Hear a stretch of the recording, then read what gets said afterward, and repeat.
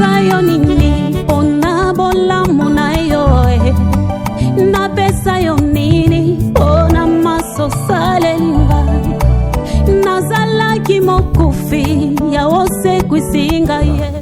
Merci Bandeko Balandi, il y a radio, télévision, la voix de l'époux. Toyebi ete boza ebele na ba salon na bino.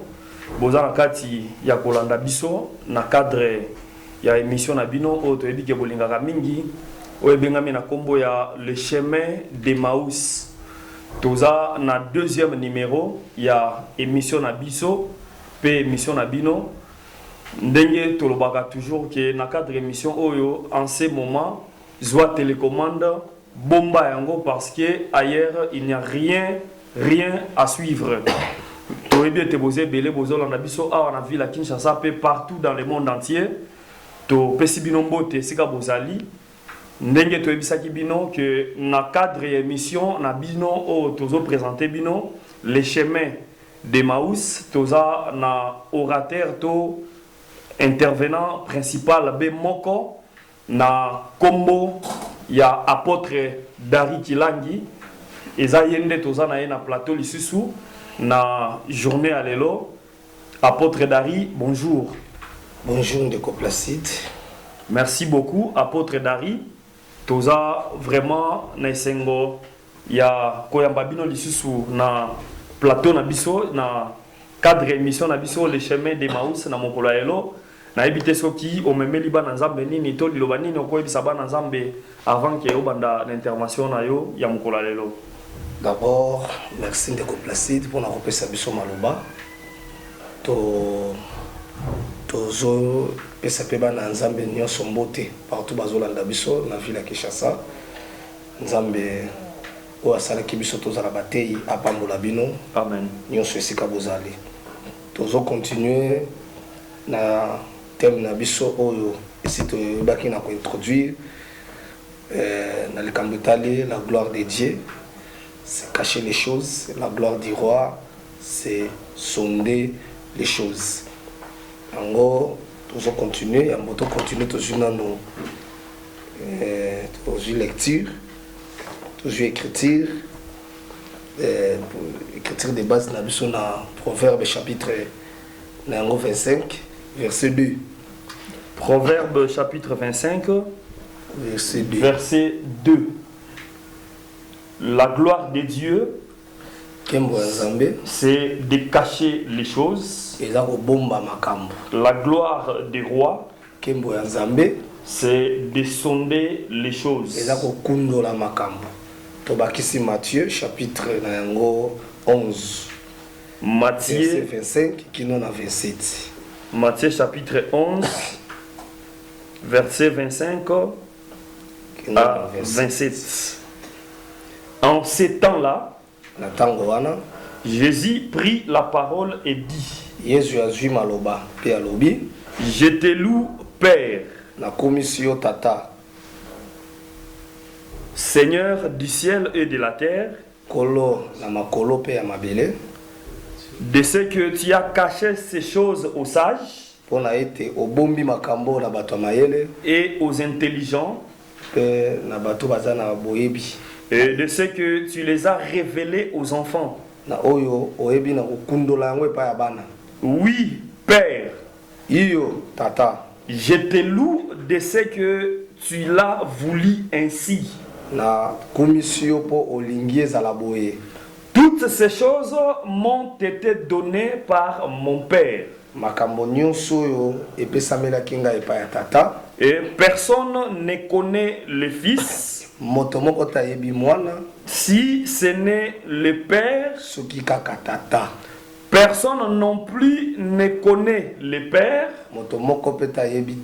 si ce n'est le Fils. Et c'est lui à qui le Fils veut les révéler. Un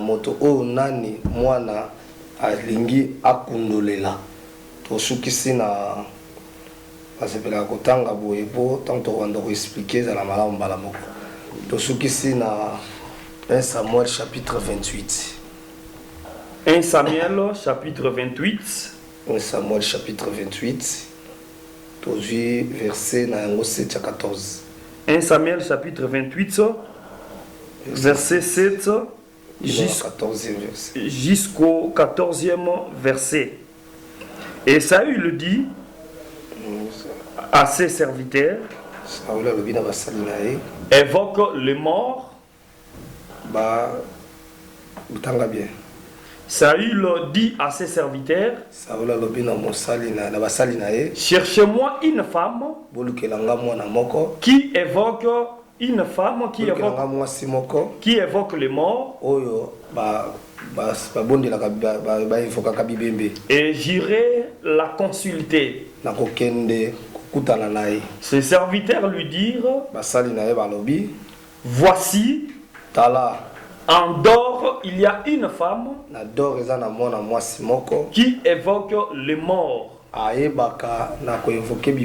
Alors Saül se déguisa et prit d'autres vêtements. Et il partit avec 2 hommes. Ils arrivèrent de nuit chez la femme. Saül lui dit, prédis-moi l'avenir en évoquant un mort. Et fais-moi monter celui que je te dirai. La femme lui répondit, voici, je sais ce que Saül a fait. Tu sais ce que Saül a fait. Comment il a retranché du pays ceux qui évoquent les morts et ceux qui prédisent l'avenir. Pourquoi donc tends-tu un piège à ma vie pour me faire mourir? Saül lui jura par l'Éternel en disant, l'Éternel est vivant, il ne t'arrivera point de mal pour cela. La femme dit, qui veux-tu que je te fasse monter? Et il répondit, fais-moi monter Samuel. Lorsque la femme vit Samuel, elle poussa un grand cri. Et elle dit à Saül, pourquoi m'as-tu trompé? Tu es Saül. Le roi lui dit, ne crains rien. Mais que vois-tu? La femme dit à Saül, je vois un Dieu qui monte de la terre. Amen. Je crois que tu vas continuer les canisses d'Abisso. Makambo et komamaki na Bible est très utile pour nous enseigner, bana nzambe, pour nous exhorter, pour nous instruire. Ndenge Thomas Paul azoloba. Awa eza Salomon. Ndi azoloba.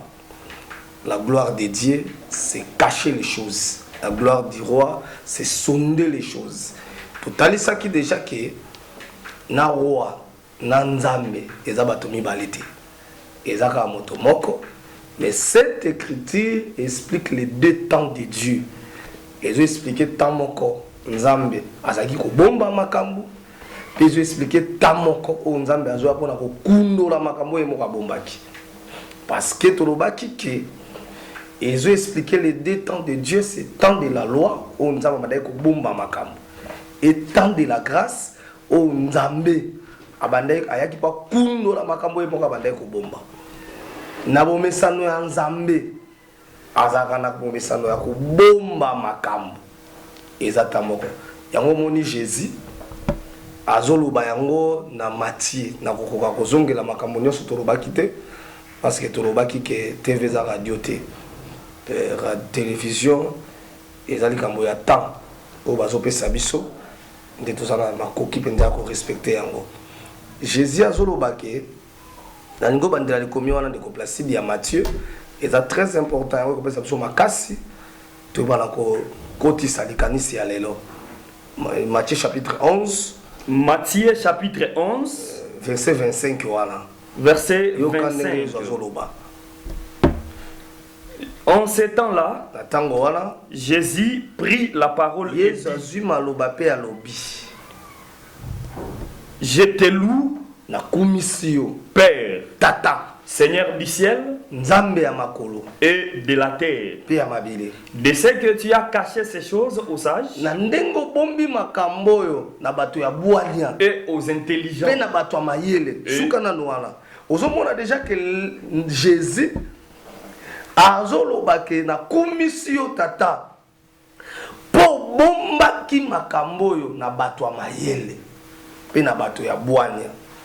Awa déjà nazo expliquer le peuple de Dieu bato ya mayele pe bato ya bwania oyo nzambe abombelaki makambo oyo c'est le peuple d'Israël. Continue lecture au monde. De ce que tu as caché ces choses aux sages et aux intelligents, Hein? et de ce que tu les as révélées aux enfants. Pour révéler en na bana, c'est que makambo nzambe abombelaki ba sage a révéler en bana. Ozomona kenda ke aza na bato mayele pe ya bwania pe za na bana. C'est que makambo nzambe abombaki et pas ya bato mayele ndazo révéler yango et pas ya bana. Or bato mayele ana ozomona c'est le peuple d'Israël. Awa bana ils ont représenté nous l'église, nous les saints. C'est que makambo nzambe a bombelaki Israël mais a révélé yango et pas na biso ba santu. C'est que lingi koloba kaka nzambe ye moko azaki mo bombi makambo na temps oyo ya liboso na tango ya mibale ye moko nzambe azo pour révéler makambo abombaki. Mais azo révéler ngo pa nani? Azo révéler ngo pa bato abombelaki bango te. Azo révéler ngo pa ya bana. Yango nazo dalobaki déjà que bolingo ata nzambe apesaki 10 commandements na Israël. Nzambe nzambe apesaki 10 commandements na Israël. Nzambe alingai bango te. Alingaki Israël te. Parce que soko tangi Exode chapitre 20 nzamba apesi bango 10 commandements apesi bango 10 commandements apesi bango mibeko apesi bango na suka ko apesi bango mibeko ayebisi Moïse okosala l'hôtel moko na bas de la montagne na pied de la montagne okosala l'hôtel moko wala bisika wana ndoko offrir ba sacrifice ba holocauste ba action de grâce c'est que nzamba na sima ko pesa 10 commandements nzamba kashaki la mon hôtel.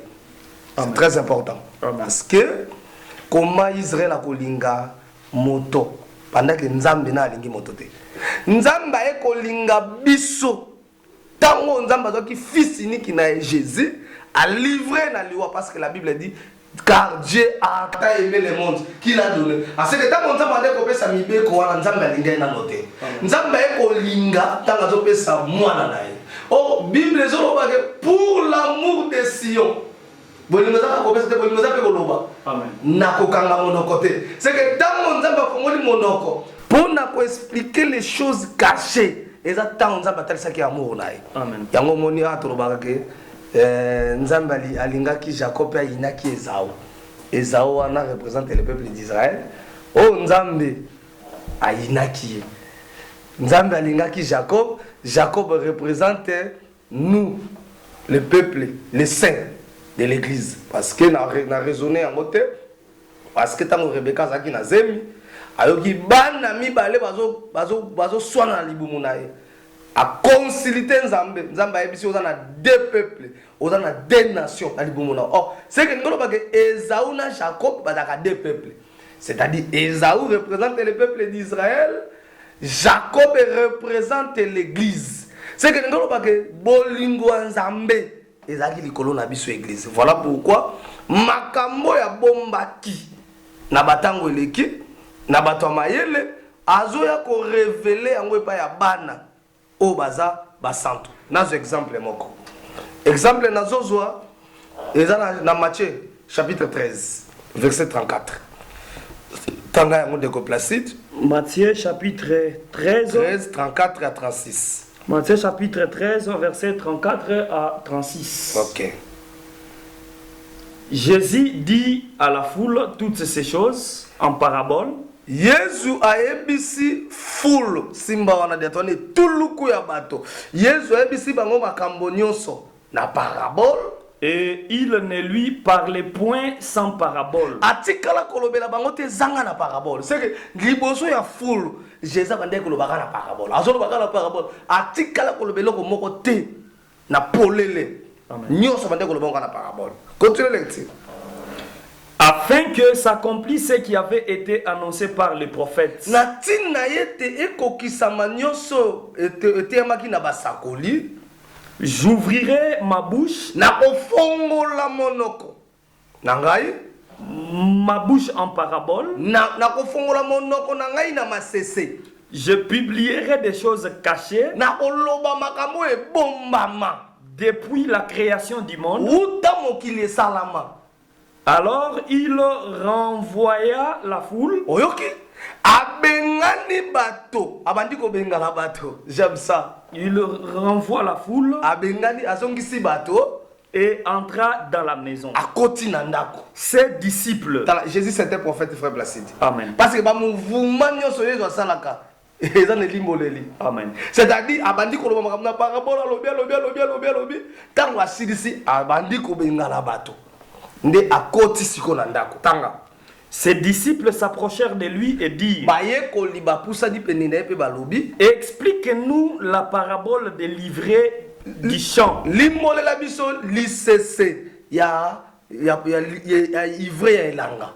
C'est que Soukatawana, au moment déjà que Jésus a liboso ya foule. Bato ebele abandi koloba na parabole alobi na parabole tango aussi ça abandi kozongosa bato wana ezo expliquer les deux temps de Dieu parce que ça na tangoko Jésus abandi koloba liboso ya foule na parabole parce que foule wana ezo représenter peuple mobimba, c'est le peuple d'Israël. Yango moni tango Nzambe asilisi koloba na Israël abenga na bango. Amen. C'est katindiki bango egarima. Yango moni Israël lelo bayoka ka Nzambe babikate parce que Nzambe azai koloba na parabole pe na simango Nzambe ye moko atindiki bango abengani bango c'est que abengani bango liboso na c'est que wana ezo expliquer égarement d'Israël. Netango ko silisa ko bengana bango akota na ndako. Or la maison ici représente aussi un peuple. C'est que ba peuple aza na ndako représente l'église. Amen. Ndia bandi siko ko loba makambo abande ko loba kuna polele yango mo biso to loba l'évangile éternel et bandi le loté. Amen. Évangile éternel même les prophètes paté yango. Amen. Mais alaki na langage moko codé yango Israël abikate. Amen. Mais na tana biso nzamba zo este biso même évangile bango ba yokake mais na langage clair. Amen. Makambo na zoro balazo fondé yango c'est l'apôtre Paul. Amen. Hébreux chapitre 4 so ba na premier verset bobo mi on a que promesse ya repos bozana retard pour na likambo tali promesse ya repos. Amen. Parce que parole la bonne nouvelle autoté ya bino était ya maki pepa na bango. C'est que Israël va pas que la bonne nouvelle. Mais vu que la parole va yokaki écoutaki kondimate kati na bango. Amen. Ozomo c'est que va yokaki la bonne nouvelle o biso tozo yoka. Mais bikisa bango te parce que Nzambe abandaki koloba na ba parabole. Yango tozo exhorter bandeko. Tala moni bato baboya ka interprétation basai la kabana Nzambe mabi. Basai la kabana Nzambe mais parce que l'écriture est belle dans la Bible. Soko limboli yango te. Okomona ke vie ezate. Amen. Yango moni bato soko esi bango ke Yesu aza lion. Oui, bandimi. Que oui, aza lion bo, aza le lion de la tribu de Juda. Yesu aza agneau, bandimi. Ah te voici l'agneau de Dieu. Mais soko esi bango Yesu aza ngando. Baboyi. Yesu aza ngubu, babo. C'est que Nzambe nyonso kola bande koloba. Abande koloba na langage kolé. Amen. Même la création, frère Placide. Amen. La création tango Nzambe azokela. Amen. Ezaki ba langage kolé. Amen. Abande ko bombelo ko moko na kati. Amen. O apôtre Paul azoloba yango. Amen. Tozo alikomi moko. Romains chapitre 1er verset 20. Zala rapide ndeko Placide. Romains chapitre 1er verset 20. Le verset 20. Ah. En effet, Nayango. Les perfections invisibles de Dieu, sa puissance éternelle et sa divinité se voit comme à l'œil nu ezomonana na miso depuis la création du monde. kuta kokelama ya mokili. Quand on les considère dans ces ouvrages, Tango bazotala kokelama na ye, ils sont donc inexcusables. c'est que nous montrons déjà que même la création teke nzambe azokela wana ezalaka ba langage codé nzambe alingi komi bomba makasi parce que la gloire de Dieu c'est cacher les choses. Même dans la création Dieu cachait les choses. Amen. La création, sa divinité, Amen. La perfection invisible de Dieu, sa puissance éternelle. La création, Kebaka, parce que la création, nous c'est bon Nzambe. Amen. Toute la création est bon Nzambe. Amen. Job a raison. Tant qu'on est malade, Nzamba bandi côté à Job, la création. Job, tant qu'on a ça, Mokilio Zalaki. Tant on a un fondement Zalaki. Est-ce que Job yo est bien pervers, l'hippopotame est bien. C'est les animaux. Job tant wa yo ki kaka makambo Nzambe a lobi. Bible lobi que Job a fongoli monokopia lobi a bin Nzambe. Lison litoyi nanga e yo kaki kolobela yo. Pe miso nanga liso nanga e moni yo. Job a moni Nzambe kaka na bikela. C'est que la création explique la divinité de Dieu, de Jésus-Christ. Toute la création parlait de Jésus. Nani akela Nzambe? Nzambe. C'est ça que question trouvé, tout n'a pas de replacer. Oui, oui. Nani akela Nzambe? Nzambe. Nzambe akela Nzambe. Parce que toute la création, et ben pour expliquer pour Nzambe à Nzambe. Na copé ça par exemple bien que tant bien exacté au commencement la Bible dit Dieu dit que la lumière soit et la lumière fit. C'est-à-dire sur le premier jour de la création, Dieu créa la lumière. Mais Jésus quand on va sur la terre, a dit je suis la lumière du monde. C'est que la lumière il y a le premier jour représentait le Seigneur Jésus. C'est que Jésus c'est lui la lumière. Au moment où le deuxième jour, la Bible dit Nzamba kela l'étendit, avec un ciel, l'étendit, pour séparer les eaux d'en haut et les eaux d'en bas. C'est que l'étendit, le ciel est là. En réalité, c'est un homme. Amen. Parce que Mongolo, papa Simon a bénir Jésus, a dit moi non, a dit c'est que Jésus a combien d'étendit. Amen. C'est que quoi ya bato mosusu, ya mwana mayase. Kotombo ma bato mosusu ya mwana maya likolo. Amen. Troisième jour, Nzamba akelaki banzete. Akelaki banzete, akelaki mabele. C'est-à-dire na okende mbango ko na koloba ke nzete à troisième jour représente le Seigneur Jésus. Que toute la création parlait de Jésus. Au monde a même quatrième jour, ils arrivent à Jésus, on a monté la montagne de transfiguration, à se transfigurer et l'on est comme on a soleil, c'est le quatrième jour de la création, c'est toujours Jésus. Cinquième jour de création, les oiseaux s'envolent. Exode chapitre 19, verset 4. Israël, Moïse a Israël, c'est que même le cinquième jour, et bon biga bonzambe à Jésus-Christ. Sixième jour, il a qui banyama, il a qui moto, il a qui moisi. Et je le à Jésus. Parce que banyama, il a Jésus, à le lion de la tribu de Juda. Voilà, nous soyez bien haut. Jean-Baptiste a mon Jésus. Voici l'agneau. C'est le nyama sur le Jésus. Et au moment avec mon bal moto, il a Jésus. Pilate, tant que c'est comme ça, Jésus, dans l'Exode chapitre 19, verset 5, voici l'homme.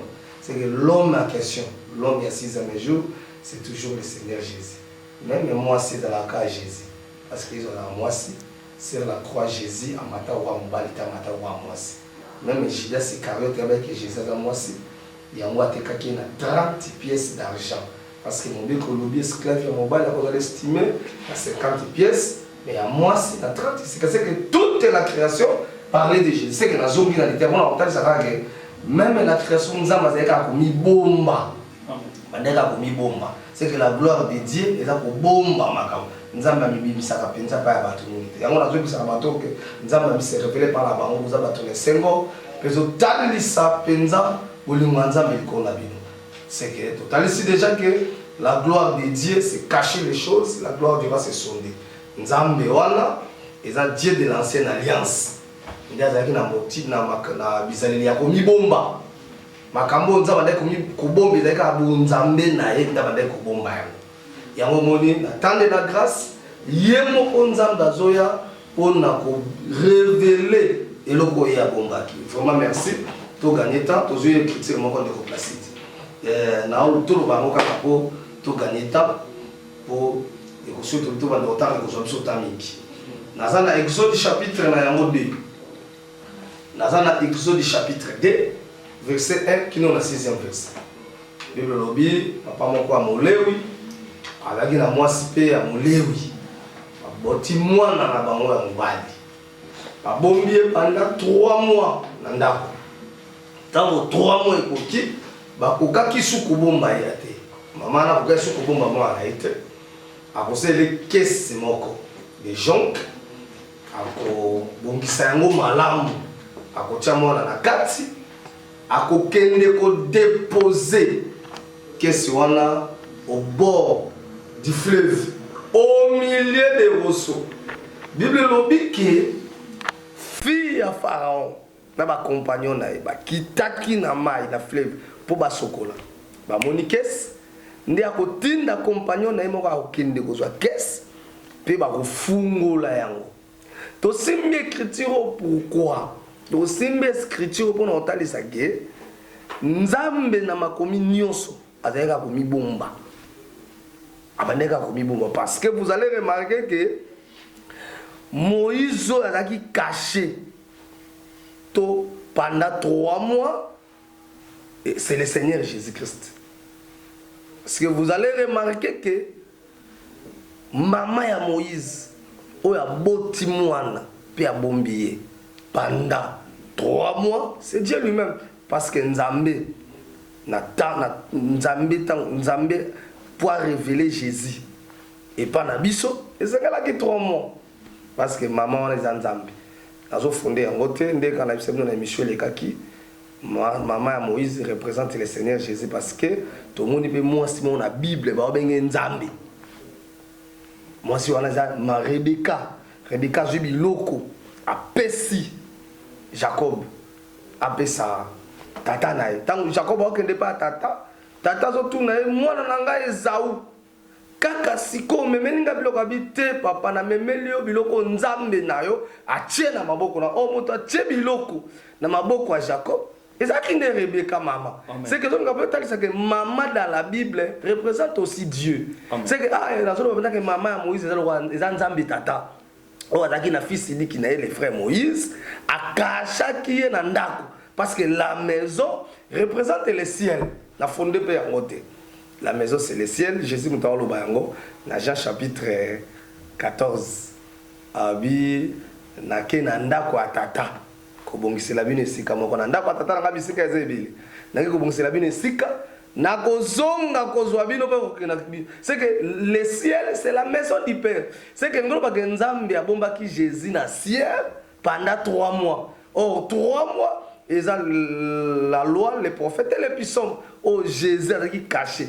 Mais tant que 3 mois, qui nous a marqué sur le bon moment, on a été. Et c'est les caisses à côté.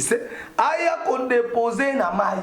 Or, question, c'est la Moïse, wana, pour côté ça, il va qu'on déposer na maille, représente le corps Jésus. Corps Jésus à l'attaque, c'est ça. Caisse au basali. Ça dit, bah, tiens, moi, on a 4 caisses. Il faut déposer na maï. Oh, maï, selon la parole de Dieu, selon l'évangile éternel, explique Mokili. Explique à Mokili. C'est que Jésus pour aller à Mokili, nous avons besoin de moi n'atteindre à Mokili. Il faut c'est les caisses. Qu'est-ce c'est là? C'est la chair. Oh, Jésus a l'attaqué. Nous avons besoin de déposer. Au moment où nous avons déposer. Aza na kata caisse pas ba oyeba été po ba yeba ye esengeli ba fongo la caisse o caisse ko kiko fungwa mate o ko fungo la caisse c'est ça qu'on révélait l'enfant. Amen. O ko pauvre caisse fungo mais c'est là qui fille à Pharaon atika maison royale akita pour caisse fungwa o fille à Pharaon Nazo expliqué premièrement comme étant le Saint-Esprit où il est révélé biso Jésus. Amen. Tous les commis parce que c'est le Saint-Esprit qui a révélé biso ma bomba mieux ezalaki ya kobomba. D'abord Yesu moko lobi abi eza avantage ngala kende le Saint-Esprit a roya a ko expliquer bino toutes les choses a ko lobi no makambo nyonso o concerné ngai. C'est que le Saint-Esprit yenda zo a ko révéler biso le Fils. Tozi 1 Corinthiens chapitre 2 ça c'est bien ali komi yango ndeko Placide 1 Corinthiens OK nango malembe 1 Corinthiens chapitre 2 versets 7 à 10. Nous prêchons la sagesse de Dieu tozoteya bwania ya Nzambe mystérieuse mystérieuse et cachée et bombami que Dieu ko Nzambe avant les siècles na batango eleka avait destiné pour notre gloire. abongisaki yango pona kembo na biso. Sagesse, frère Placide que nous malembe mon apôtre. c'est que apôtre Paul habite ya nini tote à la sagesse de Dieu mystérieuse et cachée que Dieu caché que Dieu avant les siècles oye bomba maki yambwebe kekezala. C'est que tote à la sagesse de Dieu. La sagesse, là, c'est ça l'évangile éternel. Amen. Parce que l'évangile éternel, c'est la sagesse. Amen. Alors, la définition est simple. L'évangile éternel, l'évangile éternel, c'est le pourquoi de chaque chose. L'évangile éternel, c'est la crainte de Dieu. Or, la crainte de Dieu, c'est la sagesse. C'est que on va dire que tu dois prêcher la sagesse.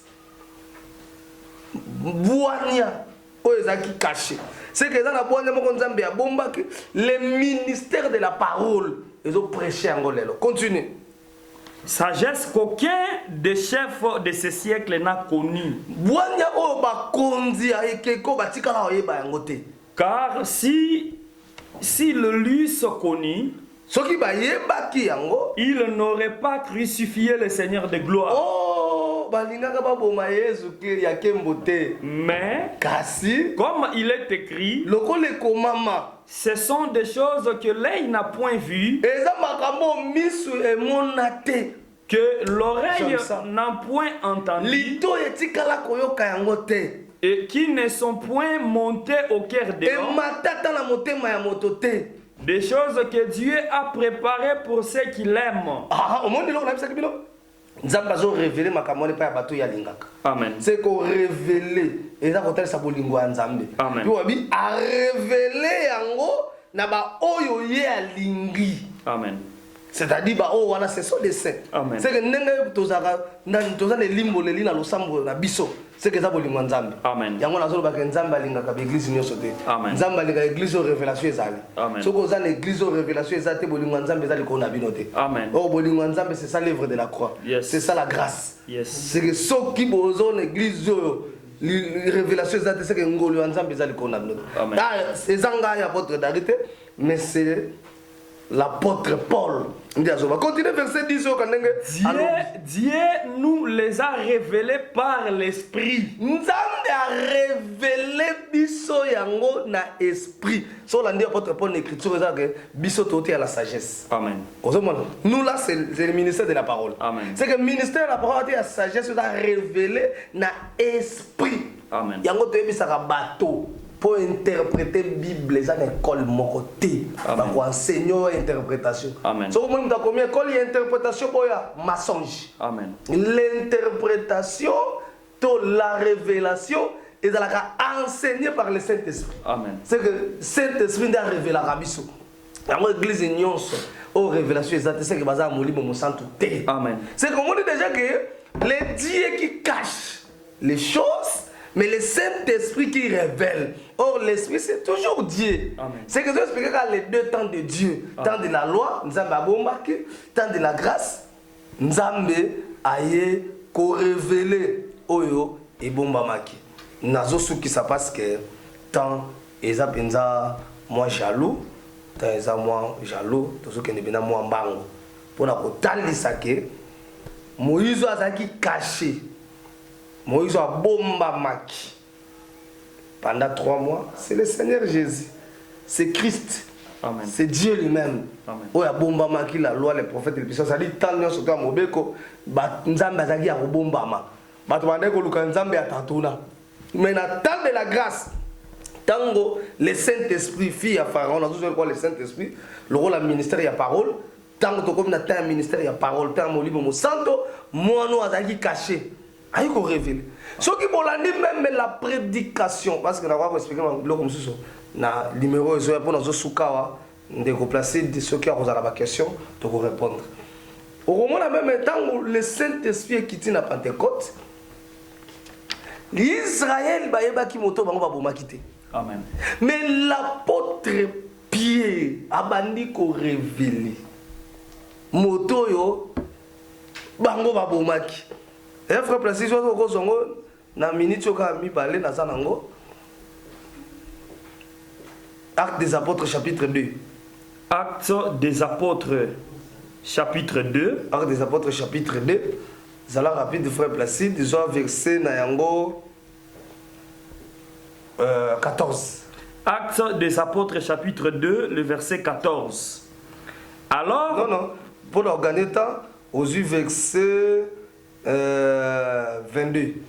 Actes des apôtres chapitre 2, le verset 22. Ah.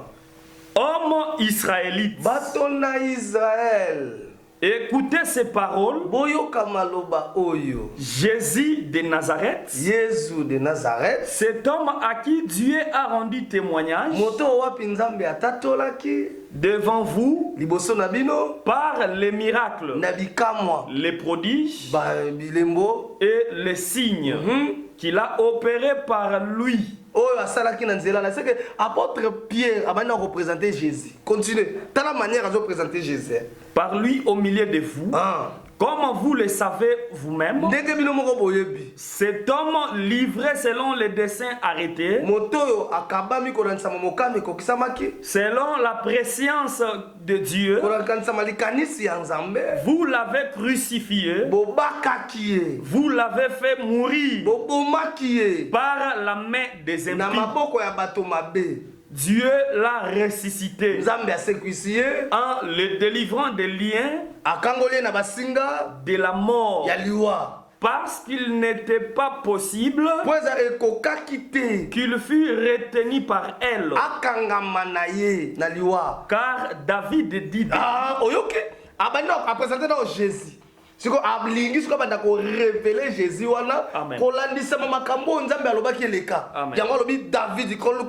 David dit de lui, je voyais constamment le Seigneur devant moi,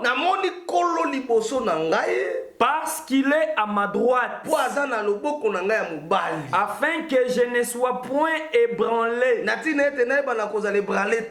Aussi, mon cœur est dans la joie, et ma langue dans l'allégresse. Et même ma chair reposera avec espérance.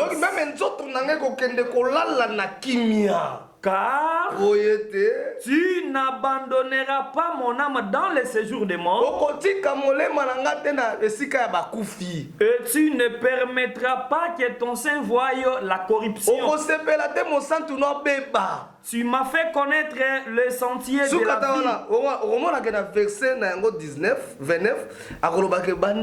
vie. Botika na lobela bino librement na likambo etali David. Amen. Omoni abandi siko ko expliquer Jésus na kati ya David. C'est que même David nzambe makambo David na lobe ezaka nzambe obombama. Yango moni na tango molimo mosanto ekiti e bandi ko révéler même makambo David alobaki ezoko kisama ne kati ya Jésus. C'est que ngoba ke tako toza lelo exact ya ko révéler le mystère caché. Bien aimé ko sambela l'église ite poza ya tataliki. Poza ya noko sambela l'église o bazo révéler Jésus. Parce que ce que l'église révélation est athée, bato ba bikate. Amen. Ce que l'église révélation est athée, c'est que bolingo nzambe ezate. Parce que tant otoza, nzambe bazolo ba suna ma société. Nzambe bazolo ba suna kikukumate, nzambe bazolo ba suna ba langage codé, azolo ba pe na parabole te, nzambe bazolo ba na langage clair. C'est ça la révélation. Amen. Voilà pourquoi tu regardes ça que nzambe wa bande ko bomba makambo, et nzambe ya ancienne alliance. Dieu de la grâce, qui est le Saint-Esprit. Les lois ont révélé nous à travers le ministère de la parole. Vraiment, tant les amis sont mon coussé, tu vas nous comme Anasuka, Nzambia Pambola Bino, Bande Kuboze Kolanda Biso, l'ité à Oyo. Naïbi que l'unité dans la ngouya makas. Amen. Surtout à Jésus-Christ est ressuscité. Amen. Parce que Jésus-Christ est ressuscité dans la puissance makas. Amen. L'ité à ka ozo landa biso la télévision. Amen. Sur aux malades. Amen. Qui sont na combo na Jésus. Amen. L'ité à ozo landa na TV. Amen. Et dans la solution à vie na yo. Amen. L'ité à oyo ebi qui sa amen na yo. Amen. L'ité à oyo et l'ongolo na kati ya fausseté. Amen. Et même na kati ya vérité. Amen. Vraiment Nzambia Pambola Bino. Amen. Timia Mokonzi. Ezana Bino surtout bolanda kibiso. Merci beaucoup, Bandeko Balandi. Tu es bozaki belé na basalon na bino, bozana kati ya kolanda biso na cadre ya émission oyo to bengi na kombo ya le chemin d'Emmaüs. Ensemble na bino to comprendre maloba ya Nzambe na nzela ya mosali na ye, la personne de l'apôtre Dari Kilangi oyo a aussi expliquer biso mabombami ya Nzambe. Mais moi, question moi ezali apôtre pour que tosilisa parce que télévision ezata ndenge bino mo bouti koloba yango tokoki koyebisa bandeko nini bandeko ba osambela mais révélation ya Jésus-Christ ezate esika ba osambela bateyo ba ote ya bango révélation ezate bakosala nini parce que ba yoki on ndenge lobi ke il faut ba bima. Barobima wana omona te ke lukela bango ba problème na ba pasteur ba okende wapi. Bien aimé, Placide, vie éternelle, écouta vie à mutu mobimba. Amen. Basakala kala yango te, pe basakana kana ame ya Nzambe te. Amen. Kosala ba coopérer vie éternalité. C'est la leçon de l'église révélation ezate bima. Kosala compromission te, et là kamba vie na yo. Après vie tozobika, ezala bomo monsieur zozela biso écouta kitoko koleka tozovivre. Amen. Ça dit la vie éternelle. Ce que l'église révélation ezate bima. Les gens vont discuter. Bima, révélation, c'est ça même la vérité. Amen. C'est ça l'enseignement des apôtres. Amen. Merci beaucoup, apôtre Dari. Tu as vraiment béni les enfants de Dieu partout. Et c'est comme vous avez pour l'andabiso, nous avons tous compris que Biso nous sommes au Pambolama. Tolandi ndenge to malobi. Lelo ezata o nzambe azolo balisusu na langage codé te. Lelo ezata o nzamba zo bomba lisu makambo te mais toza na ta oyo nzamba zo loba makambo nyonso na siki oloba makambo nyonso na polele afin que ba mystère na ye mabomba mi na ye o nyonso ezaki caché au temps de la loi et ça la révélé parce que nous sommes au temps de la grâce. Toza na temps il y a ombre te mais toza na temps il y a réalité. Je sais que vous étiez nombreux dans l'écran Nabino, vous avez attaché pour Nakolanda Biso. Que le Seigneur vous bénisse partout. Et c'est qu'à Bolandi Biso, dans la ville de Kinshasa et même partout ailleurs, en République démocratique du Congo. Merci apôtre Dari pour la présence Nabino dans l'émission Nabiso Yamokolelo. Je crois que dans le prochain numéro, apôtre Dari a besoin que la Biso Lissousou pour nous expliquer Biso Makambo et Tikali parce que tout le temps, même peut écrire mon sous à 1 Samuel, mais tant il y a expliquer l'écriture des alités parce que la télévision c'est le temps. Vous allez comprendre que le temps nous est imparti. Mais apôtre Dari, Maloba Souka pour la émission Alelo. Maloba Souka ezali que tous les ça va centre nyonso. Il y a Koli, l'Assemblée de Kinshasa, les hommes sont venus Koli, numéro 7. Oui. Qui action de grâce ezali. Oui. Le 16, tokutana 8h et belé. Tokoloue Nzambe, tokokumisa Nzambe. Era kobandeza 8h mais era aussi c'est toyebante. Amen. Parce que toza na nzala ya louange, toza na nzala binde ya kokumisa Nzambe ya kobindela ye pe ya koyoka mateya. Amen. Tali to ya ebele tokumisa Nzambe. Ndenge moko pe na assemblée de Saint Njoko. Avenue Njoko numéro 130 na Mikondo. Bana Mikondo nyonso bozolanda biso boya wana les 16 na 6h juste 6h30. Culte d'adoration, culte action de grâce. Ezali to sambela ye to kumisa Nzambe to yembela to binela ye et vous avez malheur mingi na pesi pasteur Emmanuel Tumba Mbote o aza mobateli nanga pasteur nanga na pesi Mbote pour ministre pas dans la pasteur na ye oui ngala za pasteur mais pasteur nanga pe azali ah bon c'est le pasteur Emmanuel Tumba na pesi Mbote belé sikaza ina mama Kapinga mama Gisèle mama Nzuzi ba centre nyonso Nzoko frère Papi Kapungu bandeko nyonso jefte ba disciple basala mosala kolo Yesu Kristo apambola bino mingi. Amen. Merci beaucoup apôtre Dari pour la disponibilité na bino na émission na biso ya mokolo lelo bande ko balandi to comprendre déjà que ceux qui toza na besoin ya okutana na apôtre Dari toko se référer seulement na adresse wa pesi mi balewana à lobby avenue Koli numéro 7 na Kingasani ya Suka na commune ya Kimbanseke. À part avenue Koli azali pe lisusu na église na biso ya Mikondo ezwami na avenue Njoko numéro 130 c'est ce qu'assemblée monsieur ezali kunande esika okoki kokutana na apôtre Dari Kilangi. Apôtre okoki ko passer numéro na yo pour bande comme ça ko benga na téléphone. Numéro na biso ezali plus 243 oui 81 53 53 94 798 plus 243 81 53 94 798 même na WhatsApp pour ça na numéro wana. Merci beaucoup bande ko balandi to ebi ete bozaki belé bozaki kolanda biso na cadre ya émission na biso na bino auto présenta kango ensemble na bino na micro ezaki na ndeko na bino ndeko Placide Kalonji Kolo apambola bino. Je crois que tokutana na prochain numéro et ça troisième numéro na biso tokutana semaine prochaine. Que le Seigneur vous bénisse.